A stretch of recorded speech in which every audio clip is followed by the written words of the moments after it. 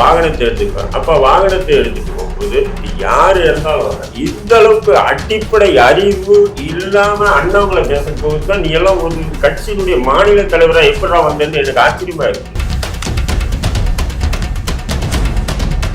சொல்லுங்க, நீங்க சொல்லுங்க. இறுதி சடங்கு கடைபிடிப்பதற்கு அந்த மக்கள் வந்து சொல்றாங்க. இல்ல நீ வேற எதனா வச்சு அப்படியே சொல்லிட்டு அங்க போய் போட்டு எப்படி எடுத்துட்டு போவாங்க சொல்லுங்க. இதை போய் பேசி நீ சொல்றதா எனக்கு உண்மையில கோபம் வருதுங்க. ஏன் இன்னார்கள் ஏன் வந்து பங்கேற்கல அப்படின்னு சொல்லி நீங்க நான் சொல்லுவேன்.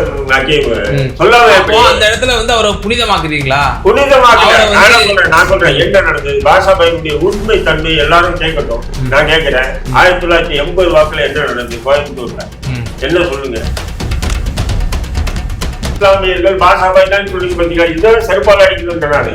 இதை அமைதியை கெடுத்தது யார்? இந்து முன்னணியினுடைய தலைவர் ராமகோபாலன்.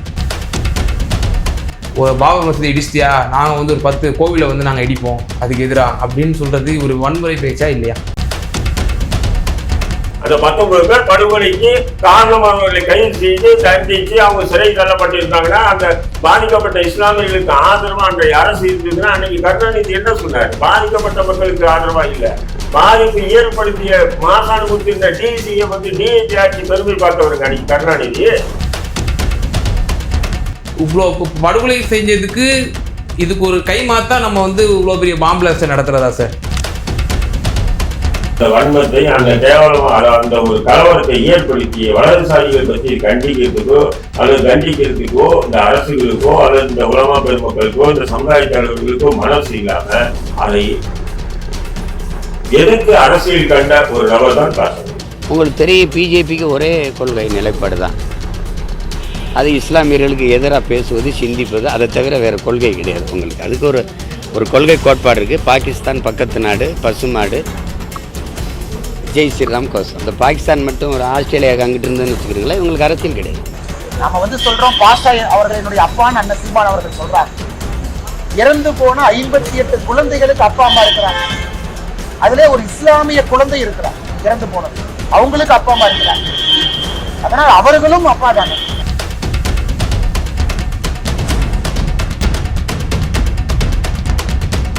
குக்கு செய்திகள் நேயர்களுக்கு அன்பு வணக்கம். இன்றைய நேர்காணல் நிகழ்ச்சியில் நம்மோடு இணைந்திருக்கும் சிறப்பு விருந்தினர் இந்திய தேசிய லீக் கட்சியினுடைய நிறுவன தலைவர் மரியாதைக்குரிய அப்துல் ரஹீம் சார் தான் இணைஞ்சிருக்காங்க. சார் வணக்கம்.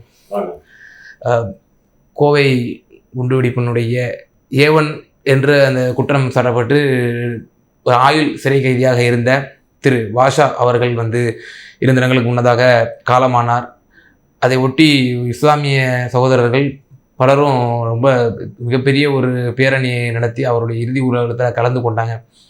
இது சம்பந்தமாக பாரதிய ஜனதாவினர் இது எப்படி ஒரு பயங்கரவாதிக்கு இப்படி ஒரு ஊர்வலம் நடத்த தமிழக அரசு அனுமதி கொடுக்கிறது, இதை எதிர்த்து நாங்கள் வந்து ஒரு பேரணி நடத்தி இருக்கிறோம். அநேகமாக நாளைய தினம் என்று நினைக்கிறேன் அண்ணாமலை தலைமையில் ஒரு பேரணி நடத்தி இருக்கிறார்கள். நீங்களும் உங்களுடைய முகநூல் பதிவுகளும் தொடர்ச்சியாக நான் பார்த்துட்டு வந்தேன். முழுக்க நீங்கள் ஏன் வந்து இன்னாரெல்லாம் கலந்து கொள்ளவில்லை, கலந்து கொண்டிருக்க வேண்டும் அல்லவா அப்படின்னு சொல்லி நீங்களும் சொல்லியிருந்தீங்க. நீங்களும் நிர்பந்தப்படுத்துவது போல் அல்லவா இருக்கிறது. அதே போல் அவரை நீங்கள் ஒரு தியாகி போல் அல்லவா நீங்கள் அவரை காட்ட நினைக்கிறீங்களா அப்படின்ற ஒரு கேள்வியும் வந்து தொடர்ச்சியாக எழுப்பப்படுது. அதே கேள்வியை தான் வலதுசாரிகளும் பாரதிய ஜனதாவினரும் உங்களை போன்றவர்கள் பார்த்து கேட்குறாங்க. எப்படி பார்க்குறீங்க? இல்லை, இப்போ இதில் வந்து எப்படின்னா இந்த கோவை பாஜக மாவட்ட தலைவர் ஒரு இன்டர்வியூ கொடுத்துருக்காரு, பேரணியை போச்சுங்க. அதை தொடர்ந்து அண்ணாமலையும் அதை வந்து உள்வாங்காம பேரணி போச்சுங்க. பேரணி என்னன்றது என்னன்னு சொன்னா, பேரணி என்பது வேற. அவரு இறங்குறார், அவருடைய பிரதத்தை வீட்டிலிருந்து பள்ளிவாசல் எடுத்து அடக்கம் செய்வது இயல்பு. இங்க எப்படி எங்க இறந்தாலும் சுடுகாட்டுக்கு கொண்டு போவாங்க அல்லது சர்ச்சு இது கல்லறைக்கு அந்த மதத்தினுடைய அடிப்படையில கொண்டு போகும்போது வானத்துல வச்சு அப்படியே தூக்கிட்டு போயிடுவாங்களா இல்ல எடுத்துட்டு போவாங்க? தரவழியா தான் எடுத்துட்டு போவாங்க. கிட்ட இருந்ததுன்னா தோல்லே சுமந்து போவாங்க. கொஞ்சம் நீளமா இருந்துன்னா ஆம்புலன்ஸ்ல வச்சு எடுத்துட்டு போவாங்க. அதே மாதிரிதான் பாஷாபாயுடைய வீட்டிலிருந்து அந்த கல்லறை மொத்தம் பாத்தீங்கன்னா ஒரு 8-9 கிலோமீட்டர் இருக்கும். அந்த 9 கிலோமீட்டர் வாகனத்துலதான் எடுத்துட்டு போறாங்க. வாகனத்தை எடுத்துப்பேன். அப்ப வாகனத்தை எடுத்துட்டு போகும்போது இது யாரு இருந்தாலும் இந்த அளவுக்கு அடிப்படை அறிவு இல்லாம அண்ணாமலை பேச போகுதுதான் நீ எல்லாம் ஒரு கட்சியினுடைய மாநில தலைவரா எப்படா வந்தேன்னு எனக்கு ஆச்சரியமா இருக்கு. புரியுதுங்களா? அப்போ ஒரு ஒரு சுடுகாட்டுக்கு ஒரு பிரேதத்தை எடுத்துட்டு போகும்போது சரி, கல்லறைக்கு எடுத்துட்டு போகும்போது சரி, அவங்களுடைய உறவினர்கள் அவங்களுடைய நண்பர்கள் சொல்லி கூட போவாங்களா இல்லையா? அதே மாதிரிதான் இந்த பாஷாபாயினுடைய ஜனாதாவை வாகனத்துல வச்சு எடுத்துட்டு போறாங்க. அதுக்கு பின்னாடி ஏன்னா 10 கிலோமீட்டர் தூரமாச்சா, கொஞ்சமா இருந்தா நடந்தே போயிடுவாங்க. 10 கிலோமீட்டர் தூரமா இருந்தாலும் எல்லாரும் பைக்ல போறாங்க. புரியுதுங்களா? மொத்தமே இந்த 10 கிலோமீட்டர் தூரத்துல 3/4 மணி நேரத்துல அவங்க போய் கடந்துட்டாங்க. எங்க அந்த பள்ளிவாசல் போயிட்டாங்க, வச்சுட்டாங்க. அப்படிங்கும்போது இது பேரணின்னு சொல்றதுன்னா இதுதான் உன்னுடைய அந்த வன்மமான புத்தியை வெளிப்படுத்துன்றது. இது பேரணியா? சொல்லுங்க, நீங்க சொல்லுங்க. இறுதி சடங்க கடைபிடிப்பதற்கு அந்த மக்கள் செல்றாங்க. இல்ல நீ வேற எதனா வச்சு அப்படியே தூக்கிட்டு அங்க போய் போட்டுருவேன். எப்படி எடுத்துட்டு போவாங்க சொல்லுங்க எனக்கு. இது போய் பேரணி நீ சொல்றேன்னா எனக்கு உண்மையிலே கோபம் வருதுங்க. இதை போய் பேரணி எடுத்துட்டு போறாங்க. இதுக்கு காவல்துறை துணை போகுது. ஏன்டா காவல்துறை துணை போகுது? பிரேதத்தை வீட்டுல எடுத்து போயிட்டு கபஸ்தான்ல அடக்கத்தளத்துல அடக்காம உங்க வீட்டுல எடுத்து அடக்குவாங்க. இது நிச்சயமா சார், இது பேரணி அல்ல. இது இயல்பாக கூடிய ஒரு இறுதி சடங்கிற்கான அந்த ஒரு மரியாதை செலுத்துவதற்காக மக்கள் கூடினார்கள். அதுவும் குறுகிய காலகட்டத்திலேயே அந்த ஒரு 10 கிலோமீட்டர் அதை அடைஞ்சிட்டாங்க அப்படின்ற விஷயத்தையும் நீங்க சொன்னீங்க இல்லையா? ஆனால் அண்ணாமலை அவர்கள் கடை அங்க அந்த இது பிரேதை எடுத்துட்டு போகும்போது, ஜனதாவை எடுத்துட்டு போகும்போது வாகனத்தில் தான் எல்லாருமே போனாங்க. போலீஸ் நம்ம இந்த பிஜேபி இவனுங்க எல்லாம் தேவையில்லாம அறிக்கை கொடுத்ததுனால இதெல்லாம் கலவரம் வரும் போதுன்னு அவங்க போலீஸ் என்ன பண்ணிட்டாங்க, போலீஸ் போடுவாங்க இல்லையா, கலவரம் ஆயிட போதும் அப்படின்றதுக்காக போலீஸ் போடுவாங்க. இவ்வளவுதான் நடந்தது. ஏதோ பேரணிக்கு கோஷம் போட்டுட்டு பேரணி போற மாதிரி வேற ஏதோ கோரிக்கை இல்லைன்னா அங்க எதுனா கடையெடுப்பு அந்த போற வழியில எதுனா கடை அமைதியான வழிதான் நடந்துச்சு. ஆனா சொல்றேன் கடை மூடினாங்களா? ஆனா நீங்க RSS பாஜக நடத்தக்கூடிய ஏதாவது ஒரு பேரணி இடத்துல ஒரு கடை திறந்திருந்தா நீங்க விட்டுருவீங்களா? பக்கமாக நீங்க எல்லாம் எப்படிப்பட்ட வம்சன்றது எங்களுக்கு தெரியாதா? பிரியாணி அட்டாவை திருடி போனவன் தான்டா நீ. இப்படி எல்லாம் சொல்ல வருது எனக்கு. அப்ப நான் சொல்றேன், நீ ஒரு மாநில தலைவரா இருக்க. நீ உண்மையில அது பேரணின்றது என்ன? ஒரு இடத்துல இருக்காங்கன்னு சொன்ன பள்ளிவாசல், அதை விட்டுட்டு வேற எல்லாம் கோயம்புத்தூர் ஃபுல்லா சுத்திக்கிட்டு அந்த இடத்துக்கு போனாங்கன்னு சொன்னா லாஜிக்கா நீ சொல்றது என்ன பண்ணலாம்? பிரேதத்தை தூக்கிட்டு பேரணியா போனாங்க, கோயம்புத்தூர் முழுக்க சுத்தினாங்கன்றது சொல்லு. அவங்க வீட்டுல இருந்து அந்த ரூட்டுக்கு போறது போலீஸா இந்த ரூட்ல போங்கன்னு கொடுக்குது. புரியுதுங்களா?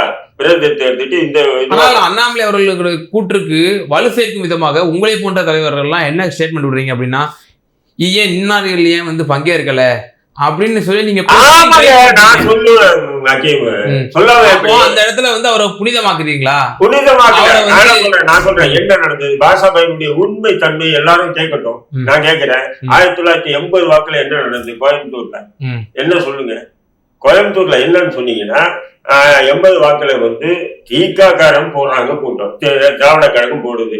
என்னன்னா கற்பில் சிறந்த இது மகாபாரதமா ஏதோ ஒண்ணு போடுறாங்கன்னு வச்சுக்கலாம், சரஸ்வதியா இதுவான்னு சொல்லி இந்து கடவுள்களை கேவலப்படுத்தி போறாங்க. இந்த இந்து முன்னணியா இருக்கட்டும் மற்றவனா இருக்கட்டும் என்ன பண்ணணும், அவங்களுக்கு எதிர்த்து களமாடணும் அல்லது அவங்களுக்கு எதிர்த்து தெளிவான விளக்கத்தை கொடுக்கணும். நீங்க மேடை போட்டு, ஆனா நீ என்ன பண்ற, மேடை எப்படி போடுற? கற்பில் சிறந்த கதீஜா நாயகா, கன்னி மேரியா, மணியம்மையான்னு போட்டுட்டு இஸ்லாமியர்களும் இஸ்லாமிய கோட்பாட்டு கொள்கையிலும் இஸ்லாமிய பெண்களும் எந்த அளவுக்கு சித்தடிச்சாங்க 1980 வாழ்ந்த நாதாரி பசங்களுக்கு சொல்லுங்க. நீங்க இதுல தலைவர்களுக்கு எல்லாம் தெரியாதா? அப்படி கேவலப்படுத்தி முதல்ல ஆரம்பிக்கப்பட்டது எப்போங்க? அதாங்க. அதுக்கு முன்னாடி கோயம்புத்தூர் அமைதியா இருந்தது, எந்த பிரச்சனையும் இல்ல. இந்த அமைதிக்கு காரணம், இந்த அமைதி கெடுக்கிறதுக்கு காரணம் இஸ்லாமியர்கள் பாஷாபாய் தான் சொல்லி பார்த்தீங்கன்னா இதான் செருப்பால் அடிக்கணும்ன்ற நானு. இதை அமைதியை கெடுத்தது யார்? இந்து முன்னணியினுடைய தலைவர் ராமகோபாலன், அவரை சார்ந்த சகோதரர் ஜனாப் கிருஷ்ணமூர்த்தி போன்ற சகோதரர்கள் தான் இதை கெடுத்தாங்க. இந்த இது என்னன்னா ஒரே காரணம், வியாபார போட்டி. அங்க வந்த மார்வடிகளும் அங்க இருந்த பொள்ளாச்சி மகாலிங்கம் போன்ற தொழிலதிபர்களும் நம்மளால தொழில இஸ்லாமியர்கள் கிட்ட போட்டி போட முடியவில்லை. இதுக்கு எதனா ஒரு கலவரத்தை ஏற்படுத்தணும், அந்த கலவரத்தின் மூலியமா இந்த ஆதிக்கத்தில் நிலைநாட்டுன்ற பண்ண செயல்பாடுகள் எல்லாமே. அப்ப நீ இப்படி அசிங்கமா போட்ட, கேவலப்படுத்துற. அப்போ பாஷாபையெல்லாம் பாத்தீங்கன்னா அந்த இடத்துல ஒண்ணு பிச்சைக்காரன் ஒண்ணு இல்ல. அந்த இடத்துலயே நல்லா ஒரு தொழில் செஞ்சுட்டு ரியல் எஸ்டேட் எல்லாம் செஞ்சுட்டு நல்ல வசதியோட வாழ்ந்த ஒரு நபர். இல்ல இப்ப 80கள்ல இப்ப நீங்க சொன்னது போல இந்து முன்னணியினரோ இன்னும் பல பிரமுகர்களோ பேர் சொல்ல நான் விரும்பல, நீங்களே கூட ஒரு சில பேரை குறிப்பிட்டிருந்தீங்க. இவர்களால துவேஷத்தை பரப்பப்பட்டது.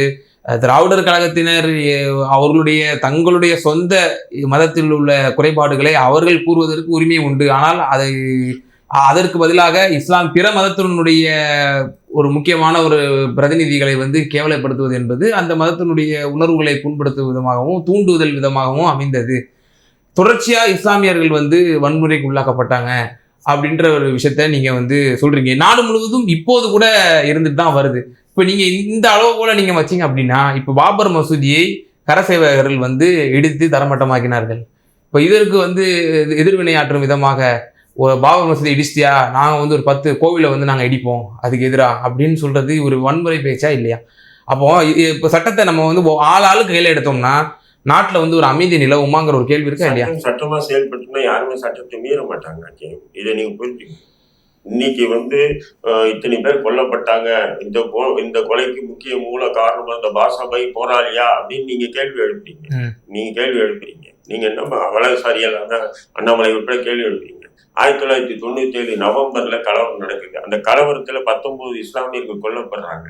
ஆயிரக்கணக்கான இஸ்லாமியர்களுடைய சொத்துக்கள் சூறையாடப்படுது. உங்களுக்கு தெரியும், கோயம்புத்தூர்னு சொன்னாவே சோபா டெக்ஸ்டைல் தான். சோபா டெக்ஸ்டைல்னு சொல்லி பள்ளப்பட்டியை சேர்ந்த இஸ்லாமியர் அந்த சோபா டெக்ஸ்டைலை தரைமட்டமாக்குறாங்க. அப்ப இதெல்லாம் வந்து திட்டமிட்ட செயலா இல்லையா?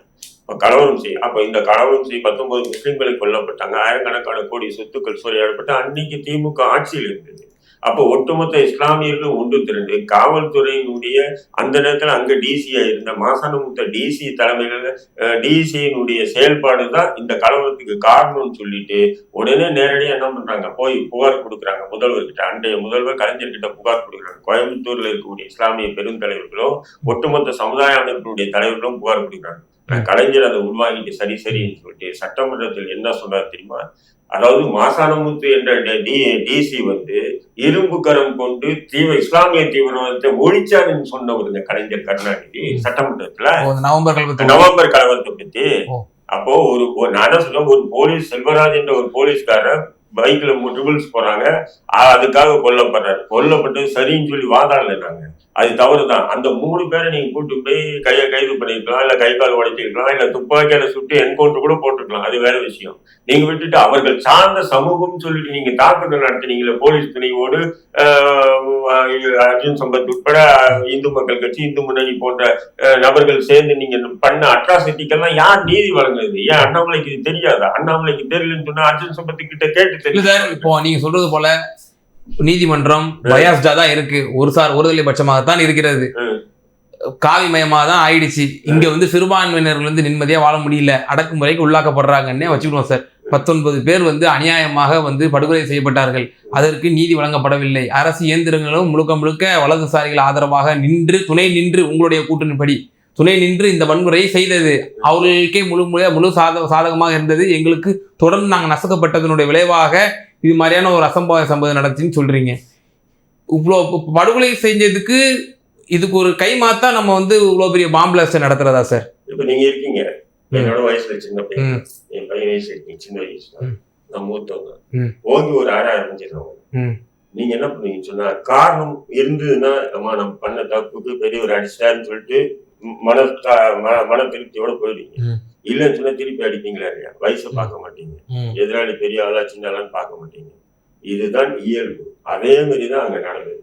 பாதிக்கப்பட்ட இளைஞர்கள் ஒன்று கூடி நடத்தினாங்க. அது சரின்னு சொல்லி வாழல. நீங்க அதை பத்தி பெருசா பேசும்போது இதை பத்தி ஏன் பேச மறுக்கிறீங்க? அப்ப இது உயிரா இல்ல, இது மயிராது, 19 பேர் செத்து மயிரா?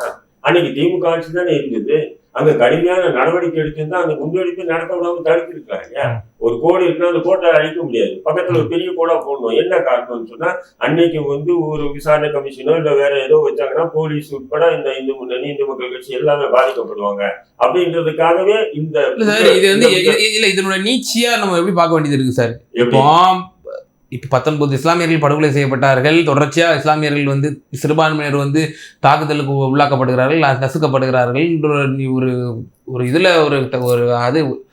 ஒரு வெளிப்படுத்திட்டாரு, இந்த மாதிரி ஒரு ஆய்போச்சு, அசம்பாவிதம் ஆய்போச்சுன்னு உங்களை போன்றவர்கள்லாம் விளக்கம் கூறினாலும் அடுத்து வரக்கூடிய சந்ததியினருக்கு ஒரு தவறான ஒரு முன்னுதாரணம் ஆயிடக்கூடாது இல்லையா?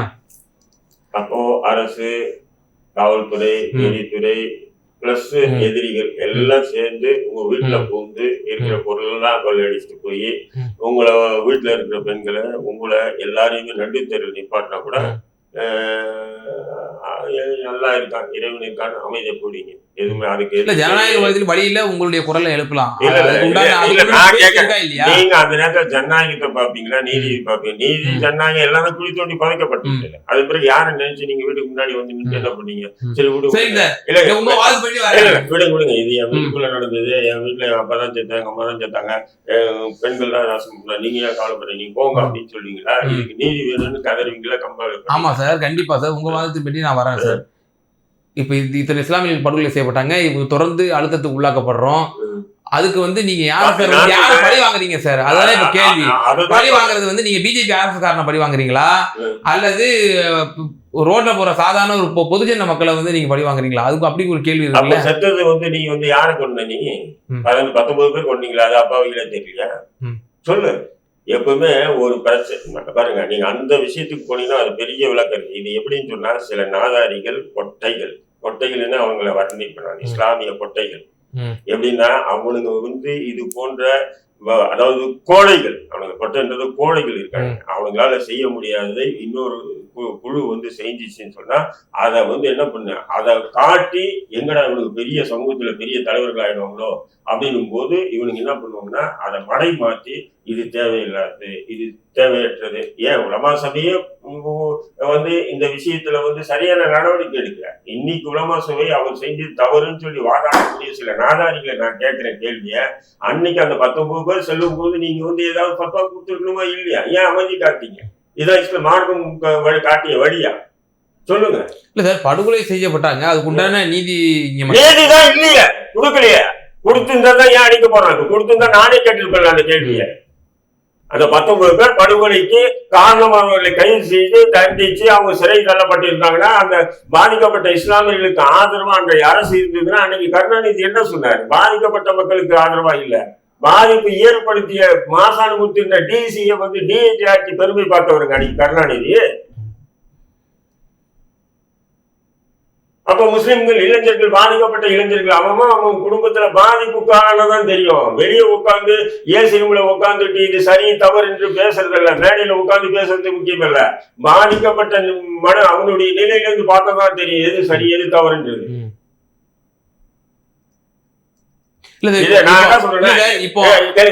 சரின்னு சொல்லி வாதாடல. ஆனா இது கோயம்புத்தூர் அந்த குண்டுவெடிப்பு காரணமாக விசாரணை செஞ்ச உத்தராபதி என்ற நீதிபதி என்ன சொன்னார், அந்த நவம்பர் கலவரம் நடக்கவில்லை என்றால் இந்த குண்டுவெடிப்பு நடந்திருக்காது. இது வந்து பழி வாங்கலாம் பார்க்க வேண்டுமே தவிர இது வந்து ஒரு அரசுக்கு எதிராகவோ ஒரு நாட்டுக்கு எதிராகவோ நடந்த ஒரு சதியா பார்க்க கூடாதுன்னு சொல்லி தீர்ப்புல சொல்லியிருக்காரு. தீர்ப்பை எடுத்து பாருங்க சார். அண்ணாமலையை பார்க்கட்டும், அல்லது இந்த இஸ்லாமிய தலைவர்கள், பிஜேபிக்கு ஆதரவா பேசக்கூடிய இல்ல பிஜேபிக்கு பயந்துட்டு பேசக்கூடிய இஸ்லாமிய தலைவர்களும் உலமா சபையை எடுத்து பார்க்கட்டாங்க.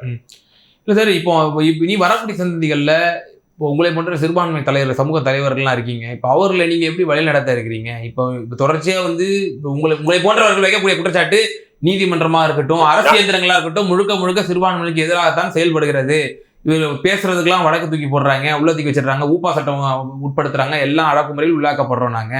அப்படின்ற பட்சத்துல இனி வரக்கூடிய சந்ததிகளுக்கு உங்களை போன்ற தலைவர்கள் என்ன மாதிரியான வழிகாட்டுதலை வந்து நீங்க வழிகாட்டுவீங்கிற ஒரு கேள்வி இருக்கு. ஏன்னா ஒரு தவறான ஒரு முன்னுதாரணம் இப்படி ஒரு நாய் போச்சு, அதை நீங்களே வந்து குறிப்பிடுறீங்க, ஒரு ஆத்திரத்தினுடைய வெளிப்பாடு தான் ஆயிடுச்சுன்னு சொல்லி. அப்ப எப்படி நீங்க வழி நடத்துவீங்க இனி வரக்கூடிய இளைஞர் சமுதாயத்தினர்? இப்ப என்னன்னு சொன்னீங்கன்னா, அந்த சம்பவத்துக்கு பிறகு காவல்துறையினுடைய நிலைப்பாடு கொஞ்சம் இவங்களை வந்து தாக்கணும்னா இவங்க திருப்பி தாக்குதல் பண்ணுவாங்க, அது ஒட்டுமொத்த சட்டம் ஒழுங்குக்கு மிகப்பெரிய கேள்விக்குறி ஆயிடும் அப்படின்ற விஷயத்தை உணர்ந்து ஒரு சிறு விஷயமா இருந்தாங்கன்னா காவல்துறை கொஞ்சம் துரிதமான நடவடிக்கை எடுக்குது என்பதுதான் இன்றைய சூழல். அதுக்கு விலை பாஷாபாய் உட்பட, அவர் பாஷாபாயின்னு சொல்ற அவர் மட்டும் இல்ல, அவருடைய 2 தம்பிங்க, அவருடைய மகன், மருமகன், மைத்துனன், குடும்பமே சிறைக்கு. அவர் ஏதோ வந்து அவர் மட்டும் சிறைக்கு போகல, அவருடைய குடும்பமே சிறைக்கு அனுப்பப்பட்டது காவல்துறையால். இன்னைக்கு எல்லாமே ஆள் தண்டனை பெற்று, அவங்க வீட்டுல யாருமே ஆள் தண்டனை இல்லாத ஆண்களே இல்லை. நான் தான் எழுதி சொல்றேன், நீங்களும் போய் பாருங்க. சும்மா மேடையில பேசிட்டு எம்எல்ஏ எம்பி ஆயிட்டு அல்லது சமுதாயத்தினுடைய தலைவர் நான் தான் சொல்லிட்டு 2 ஆர்டிக்கல் கட்டுரையோ அல்லது 4 புத்தகங்களை எழுதிட்டு நான் தான் அப்படின்னு சொல்லிட்டு ஒரு 100 புத்தகங்களை படிச்சுட்டு 2 புத்தகங்களை எழுதுறதுக்கெல்லாம் வந்து அது வீரமோ அது மிகப்பெரிய விவேகமோ அல்ல. சமூகத்துக்கு அவரும் ஒரு நல்ல நிலையில் இருந்த நபர் தான். இன்னும் மேலாக நபிகள் நாயகம் ஸல்லல்லாஹு அலைஹி வஸல்லம் அவர்களை பற்றி தரக்குறைவாக பேசும்போது வந்த ஆத்திரத்தின் வெளிப்பாடு தான் முதல்ல அவர் அட்டம் பண்றாரு. ஒரு சம்பவத்தில் ஈடுபடுறாரு. அது ஒண்ணு இதுல அடிக்கிறாங்க, அவங்க ஓடிடுறாங்க, அதுல ஒரு வழக்கு ஜெயிலுக்கு போறாரு. மறுபடியும் அதே மாதிரி ஒரு சம்பவம். அதன் பிறகு என்ன பண்றதுன்னா, அல்லுமா என்ற ஒரு அமைப்பை பாஷாமே தான் நிறுவனார்கள். அந்த நிறுவனனுடைய பேரெல்லாம் சொன்னா அசந்து பிடிங்க. அந்த 10 பேர்ல தமுகவுடைய தலைவர் அவரெல்லாம் ஒருவர், எல்லாம் ஓடி விட்டானுங்க, வேற ஒண்ணு இல்லை. இவர் என்ன பண்ணிட்டாங்க, காவல்துறை இவர் தான் சரியான நபர் இதுக்குன்னு சொல்லிட்டு இவரை தலைவராக்கிச்சு காவல்துறை. உளவுத்துறையினுடைய சதி. ஆமா,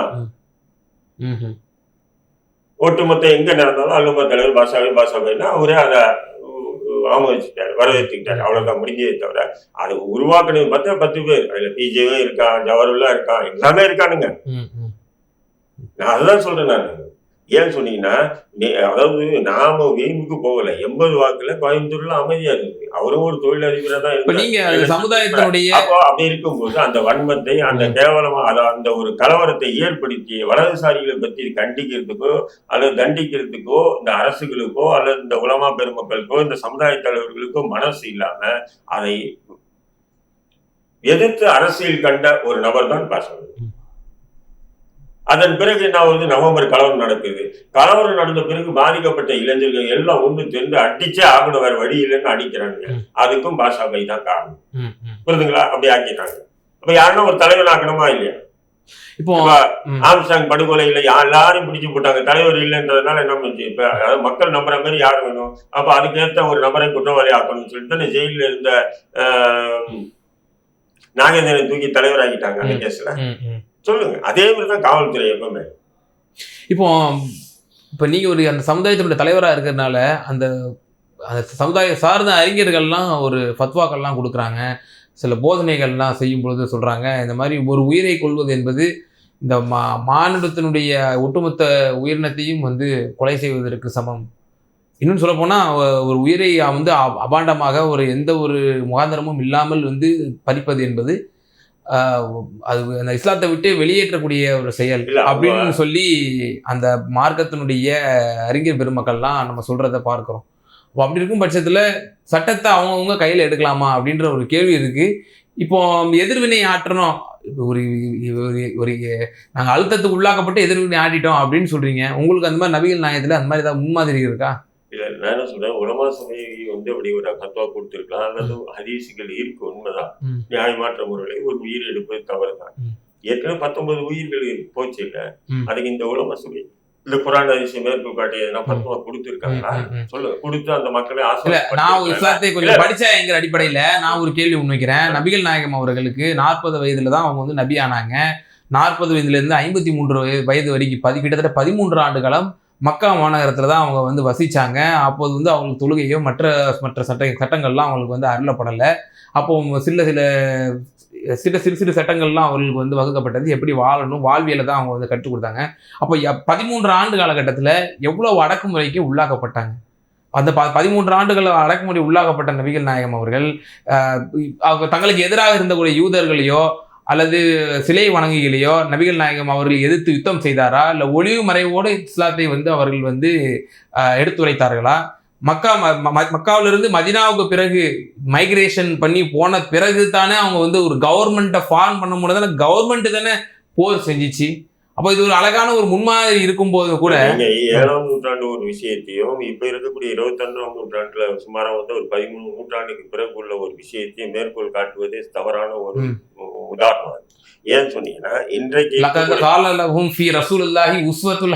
என்று உங்களுடைய வேதம் கூறுகின்றது. நபிகள் நாயகம் தான் உங்களுக்கு ஆக சிறந்த முன்மாதிரி. நீங்களும் 5 வேளை தொழுகை மேற்கொள்கிறீர்கள். 5 வேளை தொழுகையில கூட அஷ்ஹது அல்லா இலாஹ இல்லல்லாஹ் அஷ்ஹது அன்ன முஹம்மதன் அப்துஹு வ ரசூலுஹு தான் பாங்குல கூட உங்களுக்கு அப்படிதான் வருது. அப்போ முகமது நபி தான் நீங்க உயிர் மூச்சா, இன்னும் சொல்ல போனா முகமது நபி பேசியனுடைய விளைவாகத்தான் இந்து முன்னணியினர் தாக்குதலுக்கு முற்பட்ட போதுதான் இந்த பிரச்சனைக்கு அச்சாரமாச்சின்னு கூட சொல்றீங்க. அப்ப அந்த நபிகள் நாயகத்தினுடைய வழிமுறையை பின்பற்ற மாட்டீங்களா? அதை வந்து ஒப்பிடக்கூடாதுன்னு நான் சொல்றீங்களே, 1400 வருஷம் அதாவது இன்றைய சூழல்ல இங்க நடக்கக்கூடிய நிலவரத்தை வச்சு ஒப்பிடாதீங்கன்ற.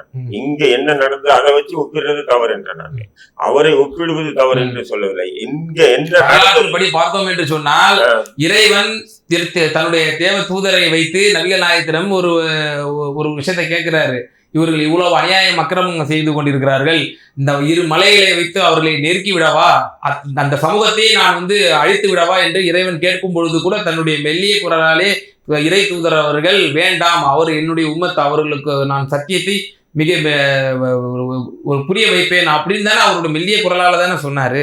இதெல்லாம் உங்களுக்கு வந்து இருக்கு இல்லையா முன்மாதிரி? இருக்கு இல்லையா? அதே முன்மாதிரி விதைச்ச அந்த நாட்டிலே இன்னைக்கு என்ன நடந்துட்டு இருக்கின்றது உங்களுக்கு தெரியும். ஏன்னு சொன்னா அங்க வந்து வறுமை, அதாவது வசதியே வேண்டாம் என்று அர்ப்பணித்த நபித்தோழர்களாக இருக்கட்டும், நபித்தோழர்களுக்கு பிறகு வந்த தாவின்கள், தாவின்கள் எல்லாருமே பாத்தீங்கன்னா அப்படி இருந்தாங்க. இன்னைக்கு என்ன ஆச்சுன்னா பொருளாதாரமே முதன்மைன்னு சொல்லி இஸ்லாமிய சமூகம் வாழ்ந்துகிட்டு இருக்கு. இதை வந்து நபிகள் நாயகம் வழியை பின்பற்றாத நபர்கள்னு சொல்லி பாத்தீங்கன்னு சொன்னீங்கன்னா இது நபிகள் நாயகத்தினுடைய அவர் வாழ்ந்த வரலாறையும் இன்னைக்கு வாழ்ந்துகிட்டு இருக்கக்கூடிய அங்க முஸ்லிம்களுடைய வரலாறையும் நீங்க ஒப்பிட முடியுமா? சொல்லுங்க, ஒப்பிடுறீங்களா? இன்னைக்கு எப்படி வாழ்றாங்க அவங்க? அவங்களுடைய அவங்களுடைய கழிப்பறை கூட தங்கத்தலான ஒரு கழிப்பறைகளோட வாழ்ந்துட்டு இருக்காங்க. அரபு நாடுகள்ல வாழ்ந்துட்டு இருக்காங்களா? அப்ப அவங்க எல்லாம் முஸ்லிம்கள் இல்லைன்னு சொல்ல முடியுமா? இதே மாதிரி நம்ம எடுத்துக்காட்டு வந்து நபிகள் நாயகம் வந்து அந்த நேரத்துல அப்படி இருந்த நெருக்கடிகளுக்கு ஆளாகும் போது அப்படி சொன்னதெல்லாம் உண்மைதான், இல்லைன்னு சொல்ல. ஆனா இங்க வந்து கோயம்புத்தூர்ல நடந்த அந்த நிகழ்வுகள் கண்ணுக்கு முன்னாடி உயிரின் மேலாக மதிக்கக்கூடிய உங்களுடைய தாயை விட, தந்தை விட, உங்களுக்கு உயிருக்கும் அதிகமா நேசிக்கக்கூடிய நபர்களை விட மேலாக நேசிக்கணும்னு சொல்லக்கூடிய ஒரு நபர்களை கீழ்த்தனமாக ஒரு அறிவற்ற தனமாக ஒரு பிரச்சாரத்தை செஞ்சு அந்த பிரச்சாரத்தின் மூலமாக உருவாக்கப்படக்கூடிய ஒரு கலவரமா தான் இதை நீங்க பார்க்கணும். புரியுதுங்களா? அதே இறைவன் கூட தன்னுடைய திருமறையில கூறுகிறான், நீங்கள் பிரமத தெய்வங்களை வந்து இப்படி பிற மதத்தை யாரும் திட்டல. எந்த முஸ்லீம் வந்து மேல போட்டு பாசம் வைத்திட்டாரா? பிற மதங்களை பாசம் வைத்திட்டாரா? ஏதாவது ஒரு இது காட்ட சொல்லுங்க. ஏதாவது மேடையில வந்து பிற மதங்களை திட்டி பேசியிருக்காரு பாசம் வைன்னு சொல்ல முடியும்? இல்லாத எதனா ஒரு கட்டுரை எழுதினாரா? எதனா புத்தகத்தை வெளியிட்டாரா? இன்னைக்கு லட்சக்கணக்கான புத்தகங்கள் வருது இஸ்லாத்துக்கு எதிராக, லட்சக்கணக்கான மேடைகள், லட்சக்கணக்கான படங்கள், திரைப்படங்கள் வருது இஸ்லாத்துக்கு எதிராக, இல்லைன்னு சொல்லல. புரியுதுங்களா? சரி, நீங்க இவ்வளவு சொல்றீங்க. அப்போ வந்து இன்னைக்கு சிஏ கொண்டு வந்தா குடியுரிமை மறுக்கப்படுன்றதுக்காக ஏன் உலமாக்களும் அத்தனை தலைவர்களும் உலமாக்களும் சேர்ந்து எல்லா மக்களையும் நடுத்தர உட்கார வச்சு போறாங்க? இரும் தம்பி, இது எந்த ரசூலுல்லாஹ்வுடைய வழி? இது சொல்லுங்க, எந்த ரசூலுல்லாஹ் பின்பற்றிய வழி? ரோட்ல உட்கார வச்சு ஆம்பளை பொம்பளை குழந்தை குட்டிகளெல்லாம் ரோட்ல உட்கார வச்சு உலமாக்கள் வந்து பயன் பண்ணிட்டு போனீங்களா தமிழ்நாடு முழுக்க இல்ல இந்தியா முழுக்க? இது எந்த ரசூலுல்லாஹ்வுடைய வழிமுறையை காட்டுங்க. வந்து பெண்களை வந்து ஈடுபடுத்தலையா? போர்ல ஈடுபடுத்தினாங்க. இதே மாதிரி ரோட்ல உட்கார வச்சு பனியிலயும் வெயிலையும் ரோட்ல உட்கார வச்சு நீங்க வந்து பயன் பண்ணிட்டு போனீங்களா அரசுக்கு எதிராக? இது எந்த ரசூலுல்லாஹ் வழிமுறை சொல்லுங்க. இது மாற்றன்றீங்களா நபிகள் நாயகத்திற்கு? அதாவது நான் சொல்றேன், இன்னைக்கு இருக்கக்கூடிய இந்தியாவில நம்ம வாழ்றோம். இந்தியாவில வாழ்ந்துட்டு இருக்கும் போது நமக்கு எதிரான ஒரு சதித்திட்டம் நடக்குது. அந்த சதித்திட்டத்தை முறிச்சு நாம இங்க வாழ்றதுக்கு என்ன, இங்க இஸ்லாமிய அரசு இல்லை. நல்லா புரிஞ்சுக்கணும். நீங்க ஏதோ இங்க இஸ்லாமிய அரசு இருக்கு அப்படி பாஷாவை தன்னிச்சையா அல்லது மற்ற நபர்களை வந்து அந்த உரிய அந்த கொள்கையை வந்து பின்பற்றுறாங்க அப்படின்னா இந்த மாதிரியான வன்முறை சம்பவங்கள் ஏற்படாதுன்னு தான் நான் சொல்ல வரேன். அதான் சொல்றேன். இங்க ஒரு இது கிலாஃபத் ஆட்சி இருந்து அப்படி தவறு பண்ணியிருந்தா இந்த உலமாக்களோ இல்லாத உங்களை போன்ற நபர்களோ பாசாபை போன்ற நபர்களை குறை சொல்வதற்கு நியாயம் இருக்கின்ற. ஆனா இங்க அந்த நிலை இல்லையே. இங்க எல்லாமே வந்து இஸ்லாமிய கோட்பாட்டு கலாச்சார அடிப்படையில் சட்ட திட்டங்கள் இல்லை. அப்படி இருக்கும்போது இங்க வாழ்ந்துட்டு இருக்கும்போது நீ என்ன அடிக்கிறேன்னு நான் உங்க தீர்ப்பு அடிக்கிறேன். இதுதான் இங்க லாஜிக்கா பேசணும். இதே துண்டு குரான் ஹதீஸ் ரசூல்லா வாழ்ந்தாங்க, ரசூலா கல்லாக்கு பின்னாடி வாழ்ந்தாங்க. அப்படி இது எல்லாமே பாத்தீங்கன்னா இங்க ஏதோ கிலாஃபத் ஆட்சி நடந்துட்டு இருக்காங்கிறதே நீங்க மேற்கோள் காட்டுறீங்க. அல்லது உலமா சபை நீங்க அவரை வந்து ஃபாலோ பண்றீங்க, உங்களை முன்னோடியாக ஃபாலோ பண்றீங்க. முன்னோடியாக ஃபாலோ பண்றாங்க. அப்ப நம்ம கண்ணு முன்னாடி வந்து ரசூலுல்லாஹ் இஸ்மத்தின் கூட கண்ணு முடித்து போகணும்னு உலமாக்களுக்கு ஃபத்வா கொடுக்க சொல்லுங்க. உங்கள் கண்ணுக்கு முன்னால் உங்கள் காது கேட்கும்படி ரசூலுல்லாஹ் பற்றியும் அவருடைய குடும்பத்தாரை பற்றியும் கேவலமாக இழிவாக எதிரிகள் பேச, அவங்களுக்கு தெரியாது இழிவா பேசுறாங்க, நீங்க எதுவும் பேசக்கூடாது, நீங்க வந்து அதை கேட்காதீங்கன்னு சொல்லிட்டு நீங்க வந்து ஒரு ஃபத்வா கொடுங்க. அப்போ இளைஞர்கள் திருத்தத்துக்கு வாய்ப்பு இருக்கு.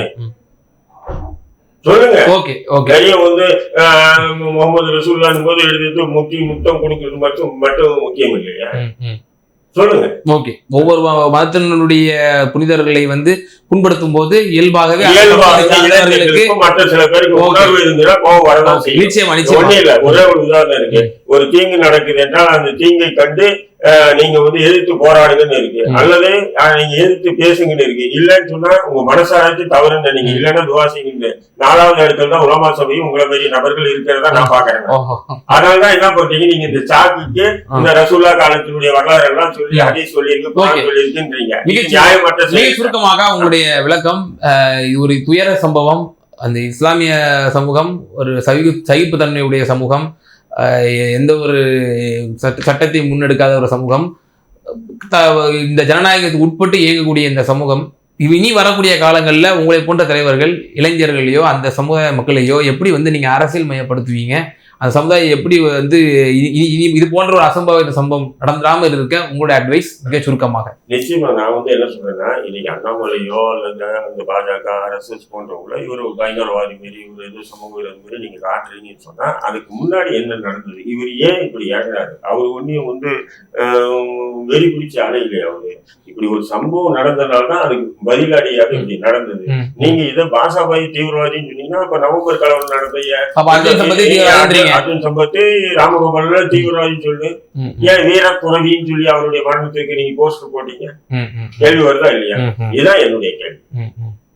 இதுல சில இஸ்லாமிய தலைவர்கள் என்னன்னு சொன்னீங்கன்னா அங்க வர பயம் அவங்களுக்கு உண்மையில அப்படிதான். ஏன்னா இந்த உலக வாழ்க்கை நிரந்தரமானது, இங்கே வாழணும், பொருளாதாரம். எந்த உலகத்தில் நீங்க வந்து பொருளாதாரத்தை முன்னிலைப்படுத்தி இல்லாம இருக்கா சொல்லுங்க? ரசூல்லா வாழ்க்கை எதனா ஒரு உலகமா வாழ்றாருன்னு சொல்லுங்க. குர்ஆன் ஹதீஸை படிச்சுட்டு அல்லது 5 வேளை கரெக்டா தொழுகிறது மட்டும் இஸ்லாம் குறுகிய பார்வையோடு இருக்காங்கன்றீங்களா? இஸ்லாம் இல்லையே, அதை மீறி ஒண்ணு இருக்கு இல்லையா இஸ்லாம்?